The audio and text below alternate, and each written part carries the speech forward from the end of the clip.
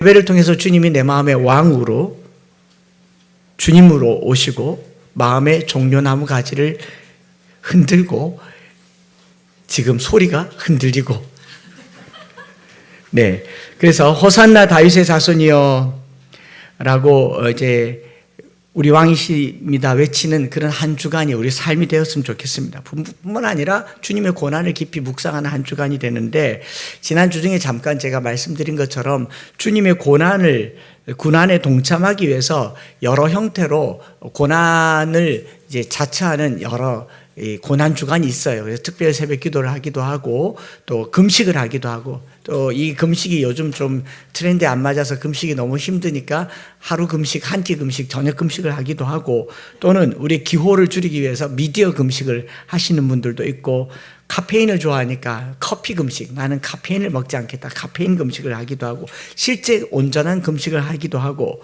또 이제 어떤 분들은 니코틴 금식을 하시는 분도 있고, 알코올 금식을 하시는 분들도 있고, 초콜릿 좋아하는 초코홀릭은 초콜릿 금식을 하기도 합니다. 그런 걸 통해서, 절제를 통해서 고난에 참여한 분들이 많았는데, 제가 이 곰곰이 생각해 보니까 이거 주님 위한 고난입니까? 내게 좋은 고난입니까? 다 내게 좋은 거지. 고난 당한다고 하는 것 같지만 다 내게 좋은 거예요. 금식하면 살도 빠지고, 카페인 안 먹으면 잠도 잘 자고, 술 안 먹고 담배 안 태면 뭐 내게 이거 고난이 나를 위한 고난이잖아요. 주님은 자기 좋으려고 십자가 지신 게 아닙니다. 자기 좋으려고 십자가 지신 게 아니고 우리 구원하려고 십자가 지셨잖아요. 그렇기 때문에 이거 다 몸에 해로운 거 다 끊으면서 고난 당한, 무슨 고난이에요? 다 내게 좋은 거지. 그죠? 고난의 포인트를 좀 바꿔야겠다라는 생각이 들었어요. 우리 살게 하시려고 자신을 고난에 내어 드리신 것이 고난이라면, 고난 주간 시작될 때 한 가지 질문을 가지고 고난에 동참하세요. 이게 내게 좋은 건가? 주님께 좋은 건가? 남에게 좋은 건가? 주님은 인류를 위해서 고난 당하셨다면 내 일주일의 고난이 누군가에게 유익이 되는 고난이 되었으면 좋겠습니다. 이 관점에서 시작돼야 된다는 거죠. 그래서 예를 들면 남에게 좋은데 나에게 무척 괴로운 거, 그런 걸 고난이라고 얘기할 수 있지 않겠어요? 그렇지 않겠습니까? 남편을 편안하게 해주는데 난 속이 막 들끓는 거, 이런 거 고난이에요.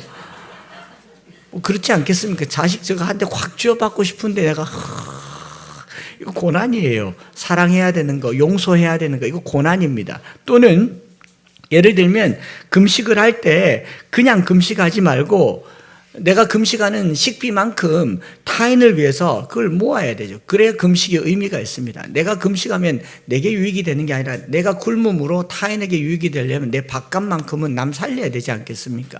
그거 헌금 한 끼에 10,000원씩이라도 헌금 봉투에 넣어두었다가 그거 부활주일날 드리면 그거 고난이 될 겁니다. 미디어 금식을 한다면 한 달치 스마트폰 사용료 정도는 내놓고 하세요.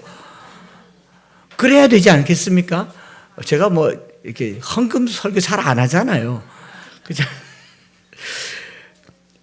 그렇게 하는 거죠. 그리고 또 아시다시피 우리가 추수감사절, 부활절, 성탄절, 이 신년 이런 절기 헌금은 전액 이제 외부로 이웃교회 아마 구제로 다 쓰여지는데, 특별히 이번 부활절 헌금은 지난 여름에 미국 다녀왔을 때 그 원팀이라고 하는 침례교 교단에 있는 아주 5개의 작은 교회 목사님들이 더 작은 교회 15개 목사님들을 섬기고자 해서 해마다 자기들의 이 사비를 모아서 1년에 한 번씩 컨퍼런스를 열었는데, 그게 너무 귀하고 작은 교회가 더 작은 교회를 섬긴다고 하니 제가 한국 들어가면서 내가 그런 작은 교회 발굴해서 한 가정씩 미국 보내줄게. 미국 KTX비로 가는 거 아니잖아요. 개척교회 목사님들, 큰 교회 목사님들이 안식년으로도 가고 몰로도 가고 미국 가는데, 개척교회 목사님들 미국 한번 보내주는 것도 위로가 되겠다. 그런 마음으로 한 가정을 이렇게 컨택을 했습니다. 했더니 미국에서 뭐라고 얘기하냐면, 우리가 잘 섬겨서 보낼게요.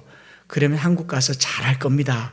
비행기표만 끊어서 보내니까 거기서 일정을 다 잡아주셨어요. 그래서 우리가 부활절에 드려진 헌금이 다 그리로 흘러갈 겁니다. 또 다른 절기는 또 다른 누군가에게 흘러갈 거죠. 그러면 고난이 의미가 있지 않는가 생각을 하게 되는 겁니다. 또 아직 신앙생활한 지 얼마 되지 않아서 이런 거 있잖아요.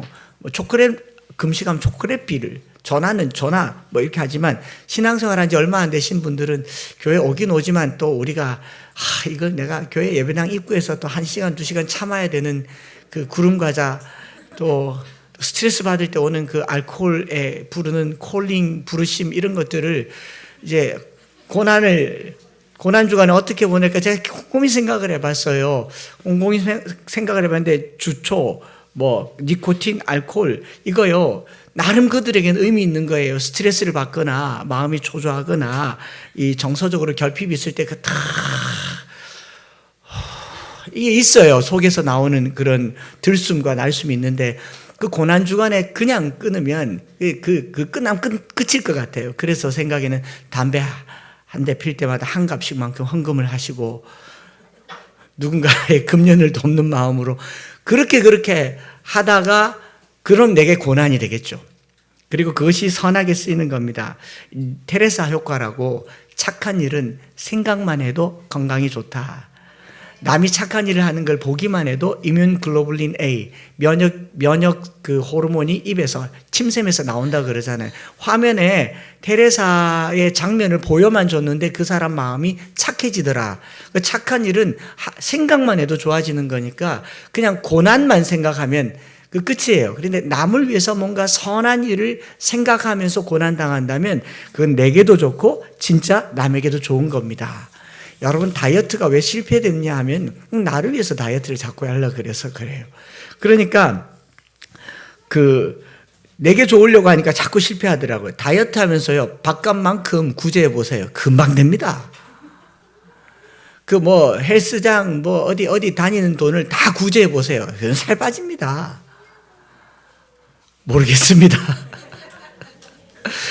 그냥 저 생각에 우리가 누가 그러더라고요. 목사님, 대구 사람 걷기 하면 살 많이 빠지지요. 빠집니까?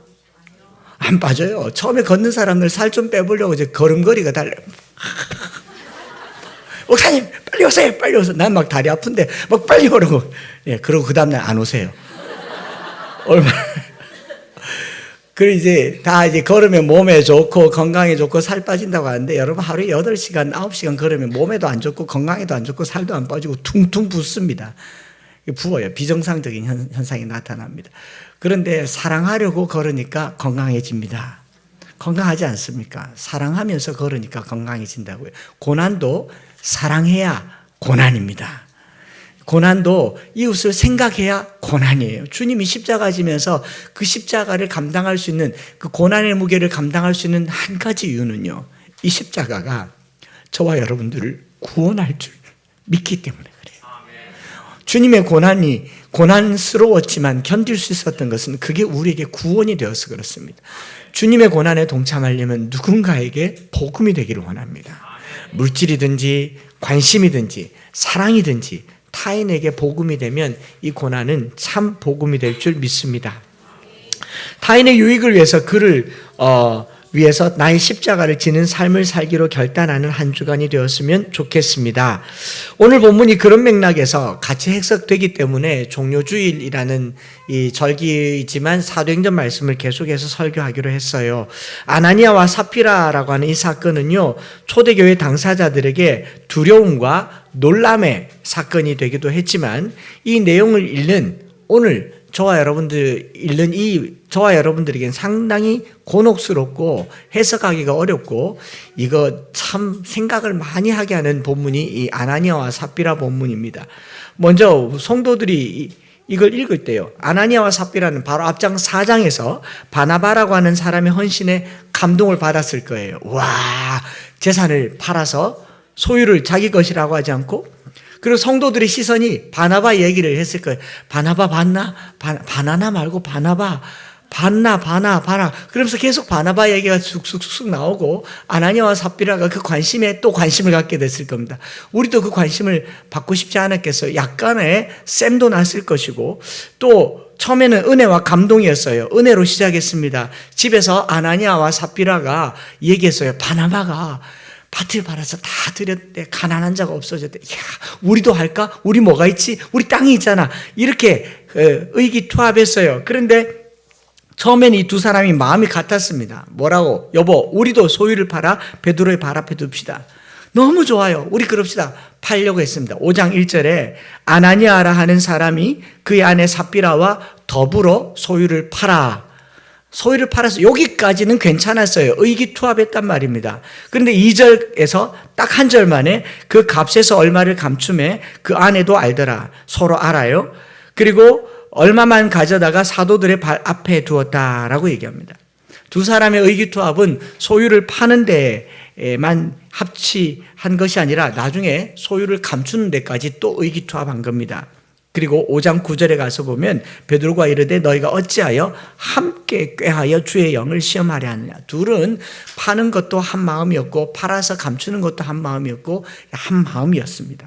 그래서 이 정도 기록만 있어도 야, 이 사람들 참 너무했네 라고 할 텐데 본문은 더 나갑니다. 이 말을 하는 순간, 듣는 순간 아나니아가 베드로에게 이 말을 듣는 순간 아나니아는 아니야 하면서 죽어버립니다. 3시간 후에 이 일을 알지 못하고 오는 삽비라도 칭찬을 기대하면서 막 와서 칭찬을 기대했는데 남편이 죽어나가는 것을 전혀 모른 채 이게 다냐? 네, 다예요. 그러고 죽어버립니다. 이 본문을 읽고 있으면요, 참 당황스럽기도 하고 당혹스럽기도 하고 머리가 좀 복잡해집니다. 아마 한두 사람 정도는 11조 온전하게 안 드리는 설교하면 딱 좋은 본문이세요. 오늘 드려진 11조가 답니까? 여러분 제대로 계산한 겁니까? 끝자리는 올렸습니까? 제했습니까? 세금 제거하고 했습니까? 세전입니까? 본봉의 11조를 했습니까? 작정의 11조를 했습니까? 이게 다냐? 혼이 떠나니라. 다 죽었어요. 복잡해지는 본문입니다. 그렇죠? 이게 주님이 내게 이게 다냐라고 물으시면 어떻게 될까? 또 이래놓고 초대교회로 돌아가자. 적어도 이 상황은 돌아가면 안 되는 거예요. 우리 교회 못 다녀요. 그러지 않겠습니까? 그러고 정말 땅값이고 뭐고 떼먹으면 안 되겠구나 이런 생각들을 하게 되죠. 일벌백계라고 누가 말합니다. 초대교회 아주 초창기니까 마치 아간 사건처럼 첫 사건에는 이런 일들이 일어난다. 일벌백계라고 얘기하지만 질문이 많아집니다. 또 목회자들은 이 본문을 가지고 활용할 이 사례가 많습니다. 목회자를 속이는 건 하나님을 속이는 겁니다. 사실입니까? 활용돼요. 그리고 목회자에게 저주의 권능을 부여하는 본문이 이 본문이기도 합니다. 베드로의 발 앞에 온전하게 헌신하지 못했을 때 죽을 수 있습니다. 여러분 죽을 수 있습니다. 제가 오늘은 이번 주는 헌금을 보겠습니다. 죽을 수 있습니다. 얼마나 무서운 본문이 되겠어요. 그리고 실제로 제가 어느 목사님들의 모임에 갔는데 옆 테이블, 뒷 테이블에서 좀 중년의 연로한 목사님이 이런 말 하더라고요. 그 아무개 장로 말이야. 목사를 그렇게 괴롭히더니 그 말로를 보라고 암 걸려가지고 대책 없이 그냥 그 자식들 안 된다니까. 목회자를 어렵게 하면 안 된다니까. 이런 본문 다 여기 사용됩니다. 조심하세요.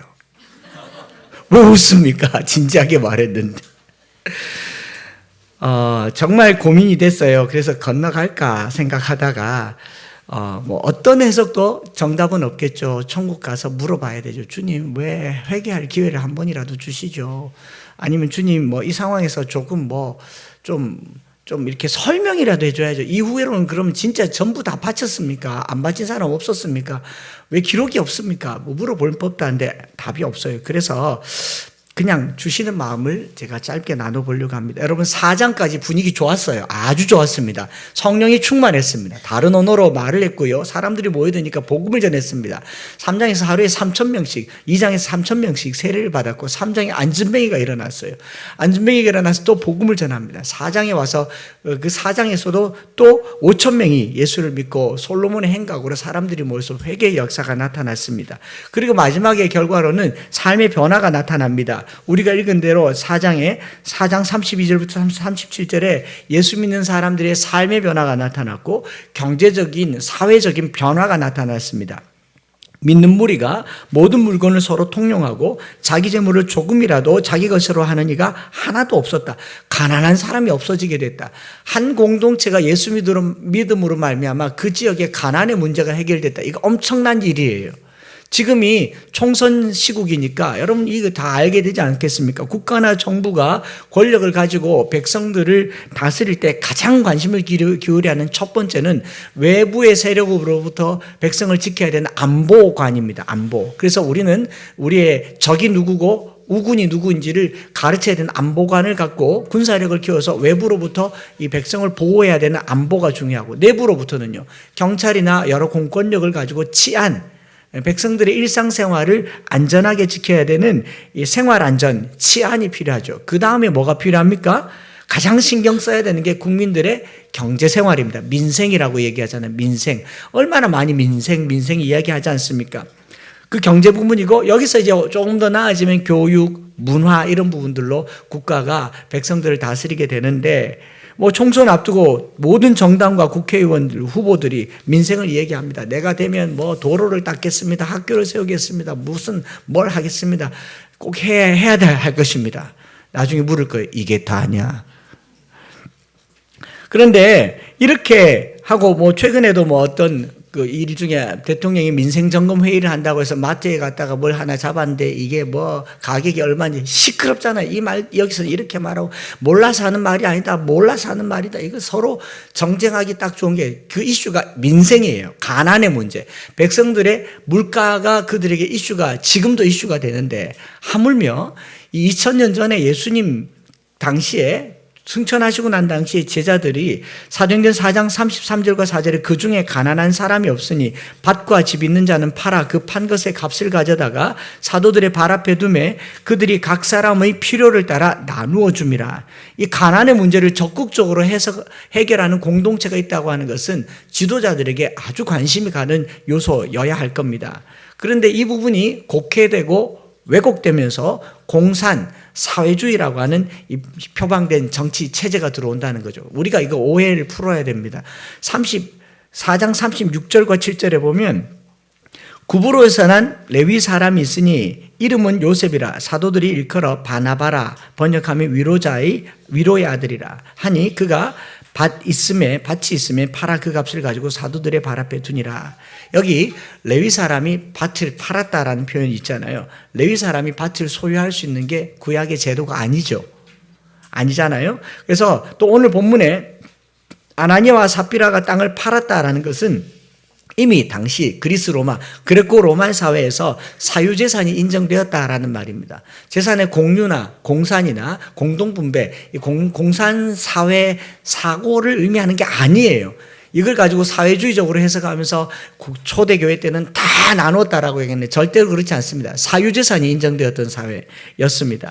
그 레위 있는 땅을 기업으로 받지 않았지만 시대가 바뀌면서 그리스가 지배하고 로마가 지배하면서 이미 토지의 개념 자체가 다 사유화되어 버린 것이죠.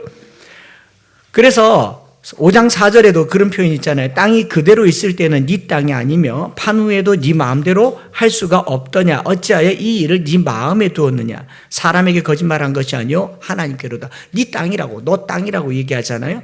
땅과 밭의 소유권이 자기에게 있었고 사고 팔아서 뭘 주고 할 권한이 자기에게 있었고 자유 권리가 있던 개인 소유 시대입니다. 재산을 몰수해서 그것을 가지고 공유하거나 공산한다는 개념이 아니라고요.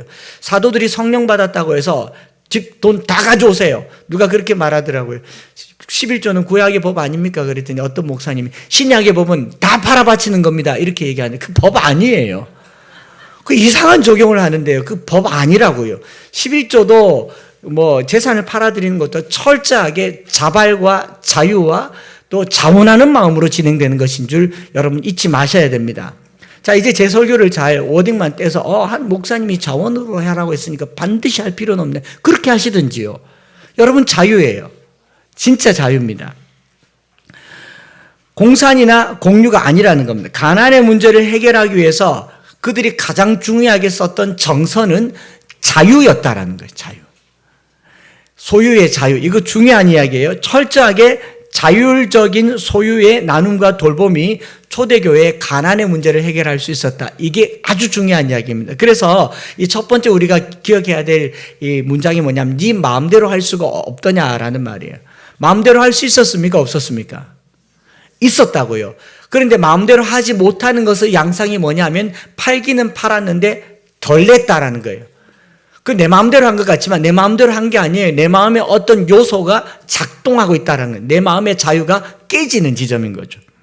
당시 교회가 그레코 로만 사회에서 기부 문화가 만연했던 게 시대가 그 교회 시대였어요.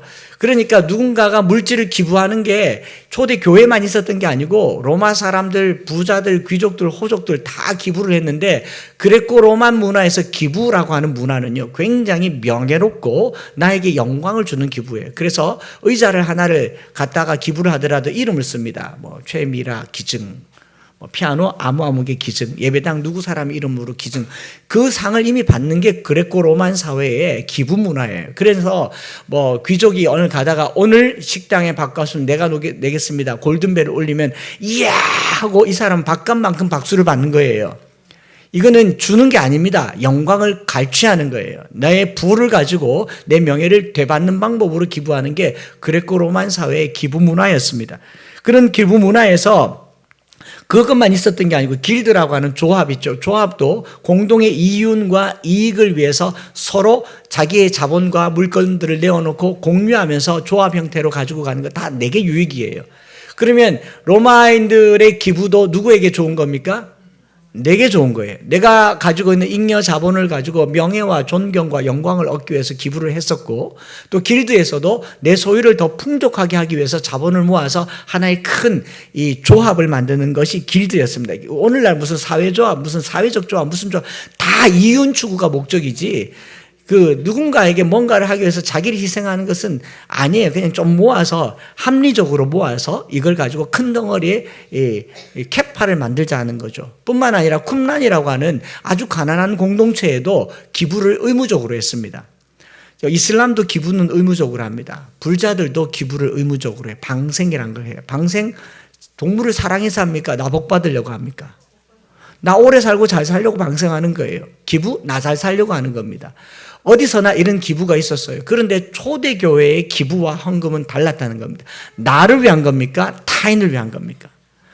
나를 위한 게 아니라 타인의 가난을 위해서 내 삶을 쪼개는데 여기에 의무나 명예나 그리고 내가 돌아올 영광은 하나도 없고 오로지 온전한 마음과 자원하는 마음으로 드려진 것이 밭을 팔아 사도들의 발 앞에 두었다라는 거예요. 초대교회의 나눔은요, 신분과 지위, 소유에 대한 의무적인 행동이 기부 문화로 발전한 로마 시대의 충격이었어요. 왜 충격이었느냐? 있는 사람이 하는 게 기부였다고요. 힘 있는 사람이 베푸는 게 기부였는데, 아니, 저 쥐뿔도 없는 사람들이, 저 먹고 살기도 어려운 사람들이 자기 것을 내어놓았다. 저거 누가 시켰나? 아무도 안 시켰어요. 11조를 드려라라고 법에 정하지도 않았고 또 뭐 재산을 다 드려라라고 정하지도 않았는데 자발적으로 이게 일어나고 있다라는 겁니다. 제가 저희 교회에서 11조 설교를 한 적이 있습니까? 근데 왜 하세요? 나 굶어 죽을까 봐?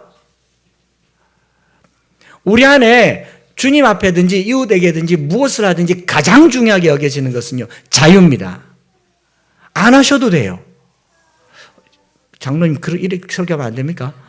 이렇게 정말 중요한 건 자유입니다. 자유인데 초대교회의 나눔은 신분과 지위, 소유에 대한 의무적 행동이 아니라 나눌 법하지도 않고 자발적인데 그뿐만 아니라 가난한 자들이 저보다 더 가난한 자들에게 자기 삶을 쪼개고 있다는 게 자발적으로 소유를 풀고 있다는 게 충격이었다는 거예요. 우리가 보면서 아니 내 먹고 살 것도 없는데 나도 없는데 라고 얘기하면 이미 끝난 거예요. 안 하시면 돼요. 그런데 나보다 더 가난한 사람이 내 눈에 보였다라는 거죠. 그리고 그 사람들을 위해서 내 것을 열었다는 거예요. 이게 굉장히 중요한 겁니다. 아나니아와 삽비라가 죽음을 보게 된 첫 번째 이유는요, 성령께서 주시는 마음의 자발성을 어겼기 때문에 그래요. 나도 할 수 있었는데 그걸 불순종했다라는 거예요. 땅이 그대로 있을 때 5장 4절에 네 땅이 아니며 판 후에도 네 마음대로 할 수가 없더냐, 어찌하여 이 일을 내 마음에 두었느냐, 사람에게 거짓말한 것이 아니요 하나님께로다. 안 해도 되는 상황이었고요, 하고는 쉽고 아깝기도 하고 그래서 부분헌금을 하는 겁니다. 안 하면 되는데 안 하려고 하니까 사람들의 눈치가 보이는 거죠. 내가 그래도 좀 있는데 그래서 생색을 내는 겁니다. 생색을 내는 거. 오늘 우리가 물질 생활을 안 하고 싶으면 안 하면 돼요. 안 한다고 뭘 합니까? 권사님 문자 보내세요. 보고 11조 안 하면 회개하라 천국이 가까웠느니라 도두가. 아무도 뭐라 그러지 않아요. 아무도 뭐라 그러지 않아요. 근데 안 하려고 하니까 눈치가 보이니까 체면에 헌금을 하는 겁니다.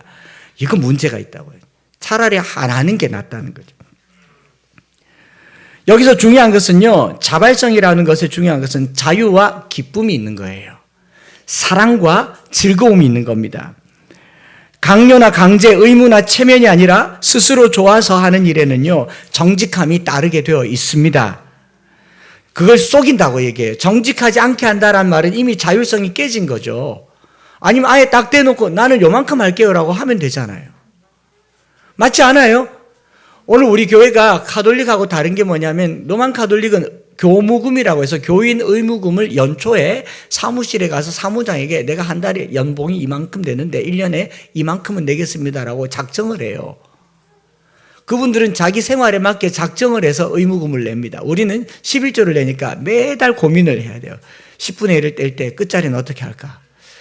이거 생활비에서 해야 되나? 아니면 순수익에서 해야 되나? 매출에서 해야 되나? 계속 고민을 하게 되잖아요. 고민하지 마세요. 사랑하는 만큼 하세요. 저 말고요. 교회 말고 하나님을 향한 마음만큼 하시라고요. 그래서 좋아서 하라라는 겁니다. 그럼 싫으면 안 하면 안 하면 되죠. 그래서 누가 제게 가끔 물어요. 목사님 11조를 해야 됩니까? 말아야 됩니까? 제가 그거 마음에 들면 하지 말라고 얘기해요. 믿음대로 하라고. 무슨 말이겠습니까? 네 믿음이 그만큼이라는 거죠. 당신 믿음이 그만큼이라고. 하지 말란 말보다 제가 더 무서운 말을 하는데 못 깨닫더라고요. 내 믿음이 이렇구나 라고 생각하면 되는데 목사님이 하지 말라 했어라고 얘기를 해요. 여러분 믿음이 그만큼인 거예요. 자발성이 없는 거죠. 자율성이 없고 기쁨과 즐거움이 없는 겁니다. 초대교회 경제는 당시 누가 알아주지 않아도 인정하지 않아도 하나님 앞에 온전함으로 살아가는 것이 그들의 정서였습니다. 요즘처럼 무슨 계좌를 이체하거나 통장 컴퓨터에 기록하거나 이걸 가지고 증명서를 내는 게 아니기 때문에 정직함이 가장 중요한 게 그 당시의 정서였습니다. 당시 종교 지도자들이 행하던 쿰란 공동체부터 종교 지도자들이 행하던 월삭이라든가 11조라든가 의무적인 나눔과 공산과는 차원이 달랐어요. 공동 소유를 원칙으로 하는 것도 아니었습니다. 설령 자신의 소유를 내놓지 않더라도 그게 흠이 되지 않았어요. 그건 그 사람의 연약함이지 결코 흠이 아니었기 때문에 연약한 대로 그냥 사랑받으면 돼요. 나는 물질이 더 좋아요. 그런데 주님도 좋아요. 그리 살면 돼요. 근데 그걸 가지고 체면치레를 하는 게 흠이 되었다라는 거예요. 그러니 기쁨은 없고 아까움이 생기니까 판후에 베드로가 얘기하잖아요. 판후에도 너 거잖아. 팔기 전에도 너 거고 네 마음대로 할 수 있는데 왜 이래? 라고 말하는 그 말인 겁니다. 여러분 신앙생활은요. 받은 은혜에 대한 반응이며 하나님을 사랑하는 데 대한 내 사랑의 고백이지 어느 것도 의무가 되어서는 안 됩니다. 주일 성수 하지 마세요. 의무면 하지 마세요. 그 율법이지 않습니까? 11조 하지 마세요. 이거 쇼츠로 만들어서 내시기 바랍니다. 이게 의무면 율법이죠. 여러분 11조 내서 천국 갑니까? 주일 성수해서 천국 갑니까? 그러나 구원받은 사람은 다르게 행동하더라는 거예요. 그게 초대교회의 특징이었습니다.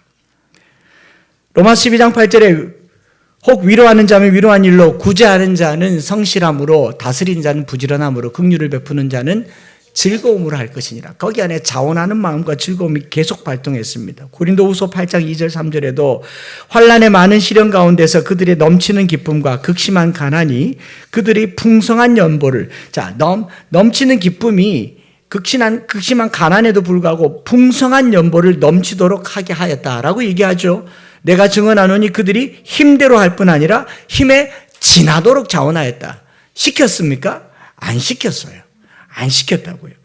베드로전서 5장 2절에도 너희 중에 있는 하나님의 양무리를 치되 억지로 하지 말고 하나님의 뜻을 따라 자원함으로 하며 더러운 이득을 위하여 하지 말고 기꺼이 하라. 이득을 계산하지 말라는 겁니다. 가끔 가다가 목사님들끼리도 이런 말해요. 목회가 힘들면 하지 말죠. 왜 해요? 사명이고 부르심이라고. 아니에요. 저는 힘들면 안 한다고 하나님 앞에 아예 작정을 했어요. 하나님께서 내게 이 일 좋게 해주셨습니다. 저는 하나님이 좋고 하나님 섬기는 이 일이 좋고 여러분들과 함께하는 이게 좋습니다. 의무로 하는 건 없어요. 신앙에서 의무는 없어요. 자원하는 마음만 있어요. 그걸 은혜라고 얘기합니다. 하나님께서 우리에게 조건을 걸고 은혜를 베풀지 않으셨습니다. 값없이 은혜를 주셨기 때문에 우리가 주님 앞에 헌신할 때에도 아무 조건 없는 사랑만 남아야 됩니다. 그 11조를 계산하더라고요. 하나님, 내가 11조를 미리 좀 더 드릴 테니까 10배를 주세요. 갑을 11조 들어보셨습니까? 어느 장로님 너무 어려워서 빚내서 11조 했다고 목사님이 그걸 칭찬하면서 자랑으로 설교하더라고요. 하나님 사랑하는 마음은 알겠지만 계산하지 마세요. 계산하지 마세요. 아나니아와 삽비라는 자원해서 시작했지만 아까운 마음이 들어서 순간 마음대로 할 수 없는, 분명히 결정권도 내게 있고 선택권도 내게 있는데 내가 내 마음대로 할 수 있는 물질에게 종속되어 버렸습니다. 이게 사망의 원인이에요. 내 건데 내 마음대로 못하면 누가 주인입니까? 돈이 주인이죠. 아닙니까? 팔고 나서 내 손에 거머쥔 물질이 나를 조종하고 있으니 누가 주인이에요? 돈이 주인이죠. 그게 사망의 원인이 됐다라는 겁니다. 누가 주인입니까? 물질이 주인입니까? 하나님이 주인입니까? 하나님이 주인 되는 저와 여러분 되시기 바랍니다. 내가 쓸 권리를 가지고 있어. 이건 내 거예요. 많은 세종대왕이든 퇴계든 신사임당이든 다 내 마음대로 쓸 수 있는데 거기 쩔쩔매면요. 물어보세요. 네가 내 왕이가? 물어보세요. 사춘기 되면 돈에 눈이 뜨기 시작합니다. 아이들이 돈 주면 좋아요. 그러나 그 아이들에게 돈을 좋아하게 가르치지 말고 돈을 잘 쓰도록 가르치세요. 저는 개인적으로 헌금도 부모님이 대표로 대신하는데요. 직접 하게 하세요. 네 손에 있는 거 네가 드리도록 가르치세요. 주일헌금이든 감사헌금이든. 아이들이 내 손에 있는 것을 떠나보내는 것이 그것을 지배하고 정복하고 거기에 왕이 당신이 아니고 내라 하는 것을 알려줄 때 그때 자유함이 생깁니다. 내 주머니가 내 것이 아닐 때 자유가 생겨요. 두 번째로 우리가 생각해야 될 것은 발 앞에 두었다. 사도들의 발 앞에 두었다라고 하는데, 누군가의 발 앞에 뭔가를 둔다는 것은요, 상대를 존중하고 신뢰한다는 말이죠. 당신 임의로 처분해도 좋다. 당신을 믿는다라는 말입니다. 더 나아가서 그 물질을 그 발 앞에 둔다는 것은 물질이 사람의 머리 위에 있는 것이 아니라 사람의 발 아래 있다. 조금 전에 드린 말씀과 똑같은 거예요.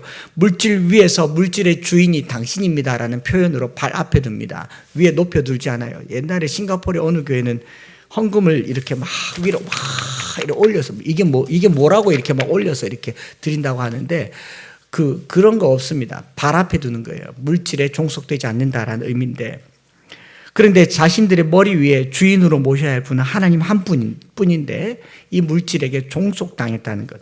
사도들의 발 앞에 일부를 두고 일부를 숨겨뒀다. 이 숨겨둔 일부가 내게 우상이 된 겁니다.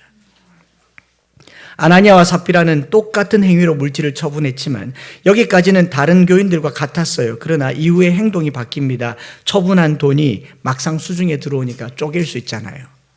이걸 내가 일부를 드리면서 나머지는 감추었습니다. 거짓된 이 행위는 아내와 남편이 완전 범죄의 형태로 꾸몄기 때문에 아무도 모를 것 같았습니다. 이 두 부부의 잘못은요, 전 재산을 모두 바치지 않은 데 있는 게 아니고 하나님을 속일 수 있다라고 자기를 기만한 게 죄입니다. 물질의 일부를 발 앞에가 아니라 자기 마음 깊숙한 곳에 뒀잖아요. 내 발 밑에가 아니라 은밀한 곳에 두었지 않습니까? 우상이 되었죠. 전적으로 자발적인 행위의 형태가 속임으로 나타났던 거죠. 초대교회의 모든 사람들이 자발적으로 하는데 어느 순간 내 안에 거짓이 들어왔습니다. 이게 자율과 자발성의 특징은요, 신뢰와 정직을 자산으로 삼습니다. 그런데 신뢰가 깨지고 속임이 들어오면요, 그 공동체는 굉장히 위험해집니다. 우리나라에도 몇몇 대학이 무감독 시험을 칩니다. 무시험 감독이 아니고 무감독 시험을 칩니다. 무감독 시험에서 중요한 것은 뭡니까? 교수가 학생들을 신뢰한다는 것과 학생들이 보는 이 없어도 정직하다라는 거죠. 그런 무감독 시험에서 컨닝을 하거나 부정행위를 하면 그 학생은 어떻게 됩니까? F 받는 걸로 끝나지 않아요. 더 심하게 처벌받습니다. 이 신뢰 사회를 깨는 일이 되기 때문에 그 학교에 발을 디딜 수가 없다는 겁니다. 오늘날 논문 표절을 왜 심각하게 여깁니까? 가장 정직하고 가장 확실한 정보를 제공해야 될 석학들이 또는 강단의 목회자들이 남의 것을 가지고 썼을 때 그것에 대한 신뢰가 무너지면 아무것도 믿을 수 없게 되기 때문에, 그래서 표절이나 설교 같은 거 중요하게 여기지 않습니까? 제가 이렇게 생각해 보니까 가장 정직하고 가장 정확해야 될 우리나라 검판사가 왜 이렇게 부정부패에 연루되고 권력에 편승되는가? 이건 그냥 제 개인적인 판단입니다. 월급이 작아서 그래요. 다른 공무원들보다는 급여가 높습니다. 5급 이상의 급여를 받지만 검사들이 받는 월급이 활동비나 생활비에 비해서 터무니없이 부족합니다. 그 사람들이 보상받을 길은 직급이 올라가서 승진해서 또 옷 벗었을 때 로펌에 들어가서 좋은 변호사가 되는 거예요. 변호사가 한 건 수임해서 받는 수임료가 검사 1년 연봉보다도 훨씬 더 많다는 걸 압니다. 그러니까 검사가 가지고 있을 수 있는 것은 권력이죠. 판사도 마찬가지입니다. 대기업에 브라이브 된다고 하죠. 그냥 그렇게 편승하거나 그릇된 판단을 내리는 건데, 제가 자료를 찾아보니까 영국이나 뭐 스위스나 이 유럽의 선진화된 나라에서 검판사의 연봉이요, 천문학적 숫자더라고요.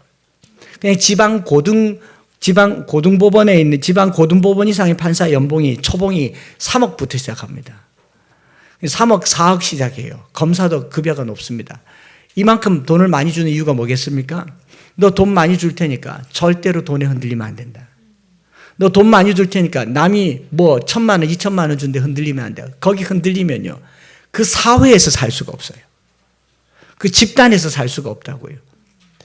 그만큼 정직을 자산으로 하는 집단에게는요, 정직하기 위해서 안전장치가 많은 겁니다. 우리나라 공무원들이 급여가 부족하니까, 자기랑 똑같이 법을 공부한 사람들이 많은 돈을 받으니까 어쩔 수 없이 권력에 편승하게 되는 겁니다.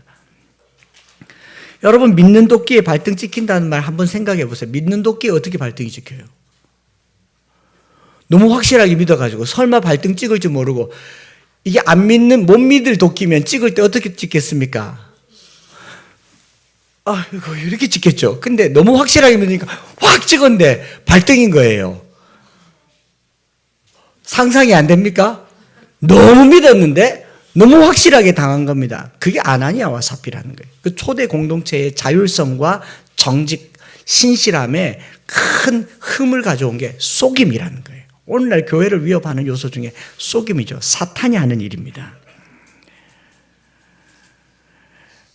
이걸 우리가 사도들이 발 앞에 둔다라고 했을 때 우리가 물질 때문에 이런저런 이야기하는 거 의미 없고 가치 없는 일입니다. 그냥 마음 편하게 하죠. 저도 성도들 판단하지 않습니다.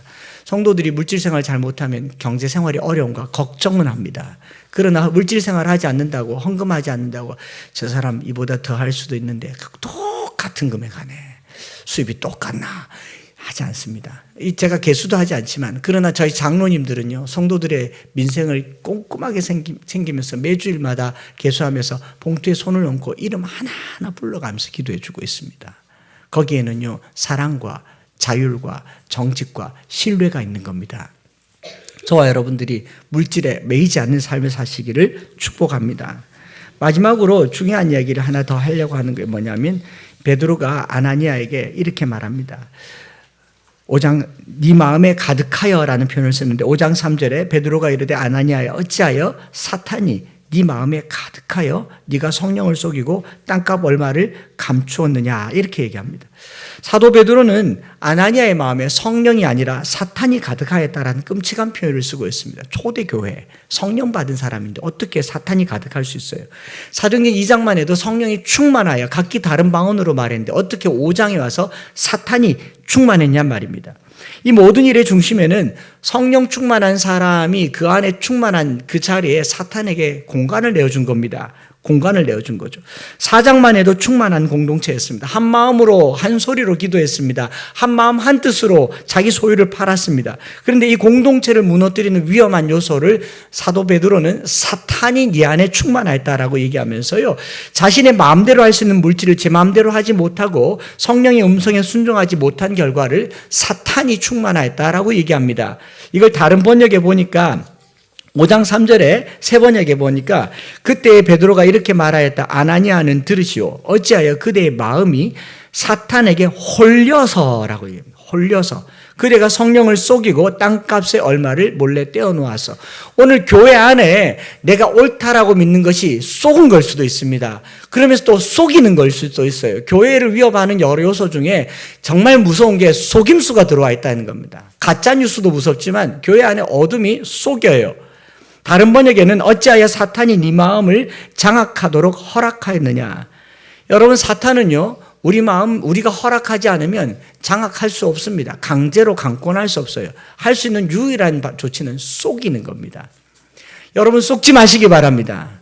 이 자본이 주는 물질의 유혹에 속지 마시기 바랍니다. 속임당한 거예요. 선악과 앞에서 아담과 하와는 속임당했습니다. 어떻게 속임당했느냐? 동산 실과를 다 줬는데, 다 네가 임의로 할 수 있는데 이거 하나 먹지 말라고 했는데 사탄은 뭐라고 하냐면 그거 하나만 먹으면 완벽하다라고 얘기해요.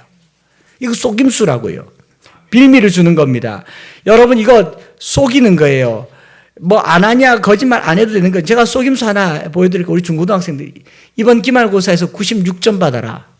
받으실 줄 믿습니다. 뭐 아멘 안 하시면 더 받으려고? 이번 모의고사에서 97점 받아라. 97점 받으면 우와 잘했, 내 수준에 우와 하나님 감사합니다 해야 되는데 마음에 어떤 생각이 드냐, 아깝다, 하나만 더 맞았으면 100점인데. 그래요 안 그래요? 1등급 받으려고 죽으라고 1등급을 올라갔는데 1등급 딱 받고 나니까 1등급으로도 서울대를 못 가네요. 대치동 가야 됩니다. 우리 안에요, 부족한 것을 가지고 만족을 느끼지 못하는 시스템이 있습니다. 그 선악과 시스템이라고 얘기해요. 그거 하나만 따먹으면 다 가질 수 있을 것이라고 생각합니다. 그래서 학생들이 하나님의 시간을 도둑질하고 하나님의 물질을 도둑질해서 그걸 채우면 내가 다 가질 수 있을 것이라고 하지만요, 1등급에서 서울대 의대 나와보세요. 미국 가죠, 해외 가죠. 우리는 끝도 없이 높은 자리로 올라갑니다. 지금 총선에서요, 지방선거 우승이가 뭐라 그러나, 당선해서 여기 지방 잘 살아보세요. 이걸로 끝입니까? 대선 바라봐야죠. 우리의 시스템은 선악과 시스템이 있어서 언제든지 더 높이, 더 빨리, 더 멀리 그냥 앞만 보면 미친 듯이 달려가라고 얘기합니다. 속은 거예요. 그만하셔야 됩니다. 시간에 대해서, 물질에 대해서 내가 가지고 있는 것을 하나님 앞에 온전히 드리기 위해서 덜 갖더라도 주님을 사랑하겠습니다. 덜 누리더라도 주님 앞에 살겠습니다. 이 헌신이 없으면 여러분 다 속은 겁니다. 이게 아나니아와 삽비라의 이야기입니다. 그래서 우리는 속고 속는 겁니다. 아나니아와 삽비라는 베드로를 속인 줄 알았지만 하나님을 속였다고 얘기했고, 정작 자기가 속임 당했어요. 죽을 줄 몰랐잖아요. 남편이 죽은 줄도 모르고 들어왔잖아요. 알았으면 안 들어왔어야죠. 정작 속임 당한 것은 저나 여러분들입니다. 속지 맙시다. 속지 말아요. 시간에 속지 말고, 물질에 속지 말고, 시간에 종속당하지 말고, 물질에 종속당하지 말고, 사탄이 어찌하여 네 속에 가득하였느냐, 내어놓고 예수가 가득한 삶 사시기를 축복합니다. 예수가 내 안에 충만해야 우리는 물질 때문에, 시간 때문에, 내 삶의 미래 때문에 걱정하지 않는 겁니다. 하나님이 세상 바꾸는 거예요. 한순간이에요. 속지 마세요. 우리 주님으로 충만한 그런 저와 여러분들 되기 바랍니다. 안 그러면요, 사탄이 그 빈자리를 차지할 겁니다. 꿰차고 들어와서 이건 맞아 가져라. 오늘 또 일해라. 오늘 또 뭘 해라. 오늘 또 돈 벌어라. 이럴 겁니다. 속지 마세요. 물질 주시는 분 하나님이시고, 시간 주시는 분 하나님이시고, 건강 주시는 분 하나님이십니다. 이 신앙 없으면 그냥 교회 안 다니는 게 훨씬 낫습니다. 여러분, 이 시간에 푹 쉬고 공부하는 게 훨씬 낫죠. 이 시간에 푹 쉬고 돈 버는 게 훨씬 낫죠. 왜 예수 믿으세요? 주님 앞에 이 시간을 온전하게 드리는 거, 의무 아니라고 말했습니다. 의무 아니에요. 내일부터 고난주가, 여러분 고난을 위해서 내가 새벽을 깨우겠습니다. 금요일날 기도하겠습니다. 의무 아닙니다. 여러분들이 하나님 앞에 자원할 마음이 들면은 2시에라도 나와서 기도할 겁니다. 3시에라도 나와서 기도할 겁니다. 중요한 것은 자원하는 마음이 뜨겁게 일어나고 속지 말고 종속당하지 않는 저와 여러분들 되시기를 축복합니다.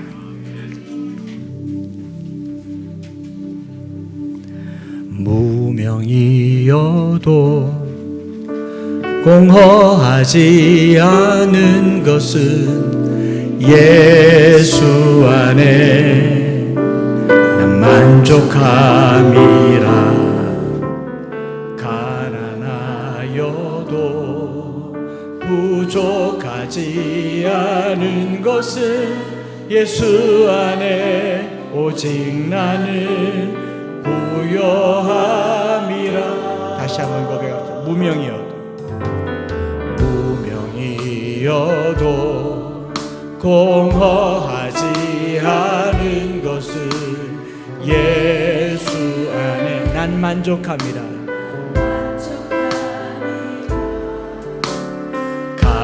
가난하여도 부족하지 않은 것은 예수 안에 오직 나는 부요. 고난 중에도 견딜 수 있는 것은, 고난 중에도 견딜 수 있는 것은 주의 계획 믿기 때문이라.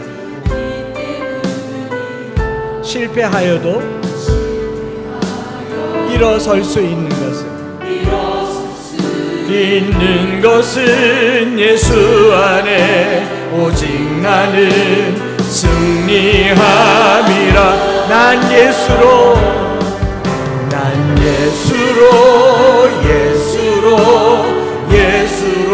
충만하네. 난 예수로 충만하네. 난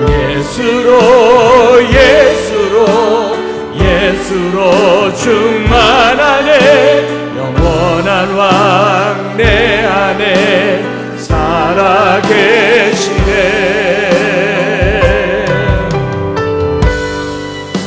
오늘 우리 안에 선악과 시스템이 작동해요. 뭘 더 가져야 된다고, 또 들여놓고 내가 좀 남겨야 된다고. 오늘 내 안에 주님을 전적으로 신뢰하는 사람들은요, 시간이나 물질이나 건강에 아낌없습니다. 자원합니다. 기쁨으로 드릴 수 있는 한 가지 이유는요, 주님으로 충만해서 그렇습니다. 오늘 성령 충만하듯이 예수로 내 안에 충만하도록 고백하겠습니다. 내 몸이 약해도 낙심하지 않는 것, 예수 안에 난 완전함이라. 완전함. 화려한 세상 부럽지 않는 것은 예수로 오늘 예수님으로 충만하게 하여 주시옵소서. 난 예수로 충만하네. 것들도 부럽지 않네. 난 예수로 충만하네.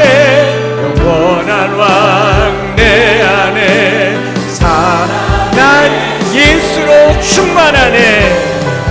난 예수로 충만하네. 풍파도 두렵지 않네. 난 예수로 충만하네. 영원한 왕 내 안에 살아계시네. 우리 이 시간에 기도할 때요, 주님이면 충분합니까? 에이, 거짓말하지 마시고요. 충분 안 하죠. 돈도 있어야 되잖아요. 건강해야 되잖아요. 내가 원하는 목적을 이루어야 되잖아요. 이거 주님이 주시는 거라는 걸 잊지 마세요.